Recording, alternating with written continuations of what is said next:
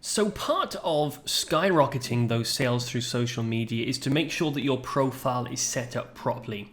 And we're going to go through that here. Now, one thing we're not going to do, I just want to make this clear, I'm not going to talk you through how to register the account.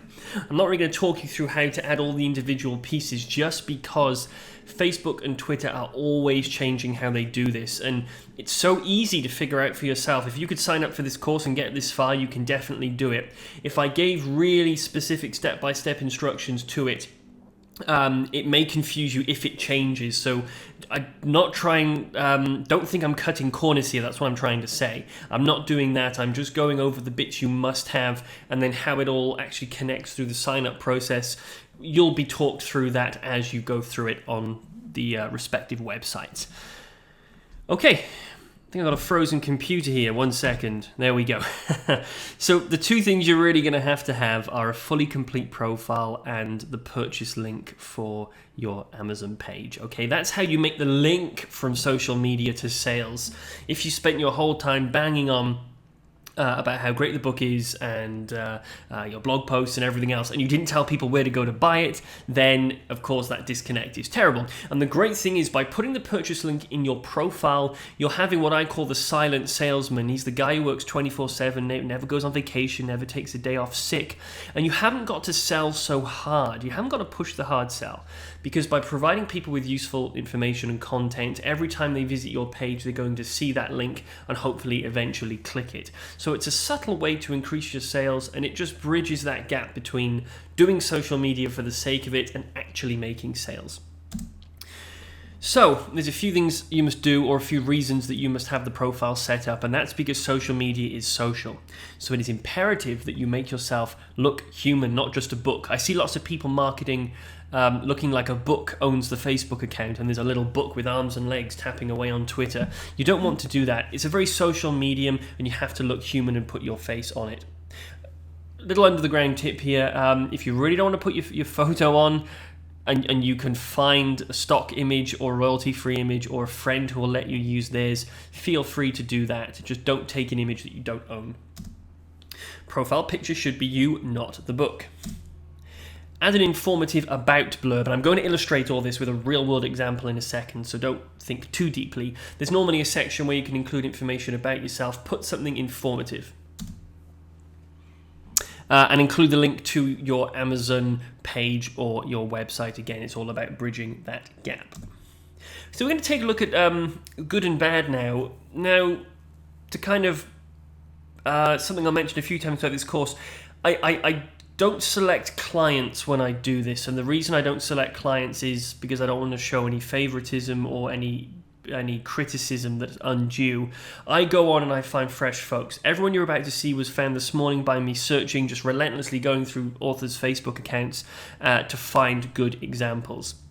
I found a lady called Hilary Wynn who has just completely nailed doing a small author doing her Facebook and Twitter. So we'll take a look at her, and then I've got some bad examples of things that maybe aren't so good. So let's go and have a look at Hilary's Facebook page, and I'll explain why it is so good. So let me just go over here. Okay, thanks for waiting. Here we are on Hilary Wynn's Facebook page. So she's completed her whole profile. She's got a beautiful banner image up here. She's got a photo of herself. A lovely looking lady. We know she's real. See here, she's only got 3,000 likes. That's fairly low, but as I'll show you in a minute, it's obviously working. She's then got, I'm actually going to make this a little bit bigger. She's then got, no, not quite that big. Let me go back. She's then got a little blurb that says author of the contemporary romance novels in the Alexa Read series. She's got number 1 and then number 2. I think one of those is obviously on hold. And here's the killer. Then she's got the link through to her Amazon, to her website. Now, the reason I said Amazon is an Amazon page would be much better there, because she's probably not selling a book through the website. I haven't checked. You'd have to go there, then go to Amazon. Well, if the end route is going to be Amazon, just send people straight there.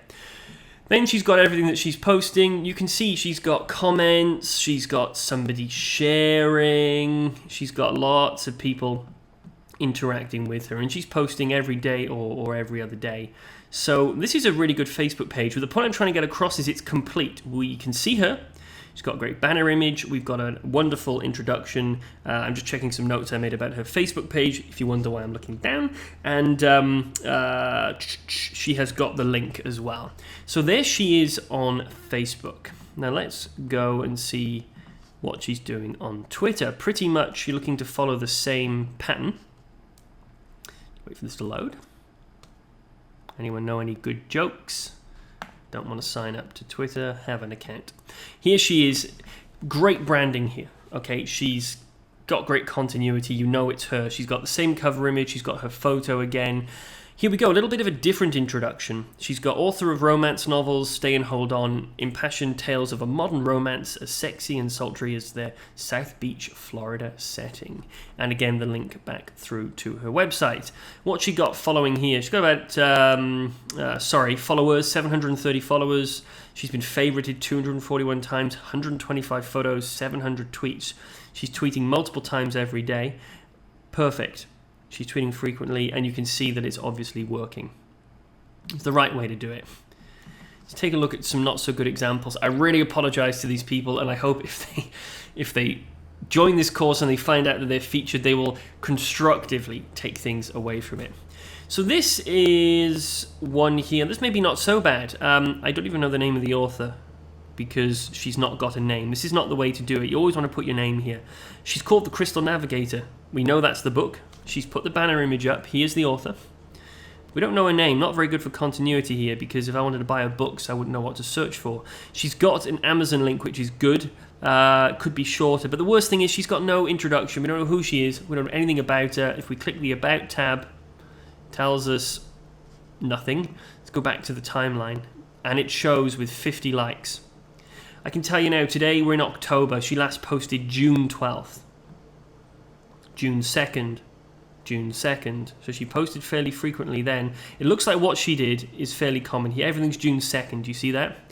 Looks like what the Crystal Navigator mystery author has done is created the account and flooded it with stuff. You see it quite commonly, and they never bothered to go back on. So by kind of creating the account and putting that initial information on, she picked up 50 followers or 50 likes, but nobody cares anymore because she's not posting and she's gone dead to the world. So this author could really do with maybe shortening the Amazon link, changing the Crystal Navigator to her name, putting that introduction up, and getting back on and posting. Okay, let's have a look at the next example. Again, apologies to this author. I hope if he comes on, he will take some good things away from the advice I'm about to give. So here we have a worst case scenario example. Daryl Hayek, I think you'd pronounce that. He's off to a good start. He's got a banner image. He's got a picture of him. He's got his real name. But come on, Daryl. Where are you? Who are you? What are you doing? Okay, he's got no introduction. So I don't know who he is, what he's doing. I've got no way of viewing his books, nowhere to click through to. And it shows with just 13 followers. He last posted August 28th. Let's go to the older stories, and you can see he got some followers. Sorry, got some comments here. So this is interesting. Lots of strange pictures of him holding the Eiffel Tower. Interesting. Okay, so here we are in France, September 19th, 2013. August 28th, what would be 2014. So it's been 11 months since he posted back on to his Facebook account. Got a number of things going on here. He's not posting, okay? He's got no form of consistency. Nobody knows who he is. No one can have any way of buying his book or finding out more information about him. This is a really lazy Facebook account that's far too mixed as well with his personal endeavors. Nobody wants to see a picture of you holding up glasses, whatever you're doing, of food. Good effort, but I can honestly completely understand why this isn't working. So the takeaway from here is get those profile pictures on, put it after your name, put your Amazon link on, put an introduction, and post frequently. Now, there's a reason. If we go back to our PowerPoint presentation here, give me 1 second. Do you remember that great author we saw here, Hilary Wynne? Well, by chance, I was just scrolling down her timeline, and 2 days ago she wrote something that I thought was really, really powerful. So I've taken it, I fully credit it to Hilary Wynne at this Facebook link. Keeps my lawyer happy when I say that. This is what she posted. It ironically is the best advert for social media for a self-published author I've ever seen. This is what she said. I'll read it for verbatim. It was marking the fact that she had 3,000 Facebook likes. So she says, 3,000 Facebook likes, what does that even mean? Well, because you ask, I'll tell you. About a year ago, I was getting ready to release my first book. I was working with my team on setting up an author platform and planning how we try to get my book in front of readers. I hadn't even told very many people I wrote a book and was scared to death that it would be a total flop and that nobody would read it except for my friends and family. In other words, the people obliged to.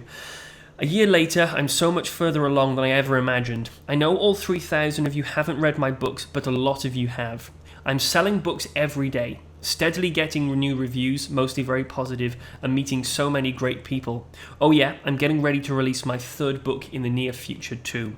Being an indie author is hard work. It's totally worth it, but it's hard. So thank all 3,003 of you for helping me chase a dream.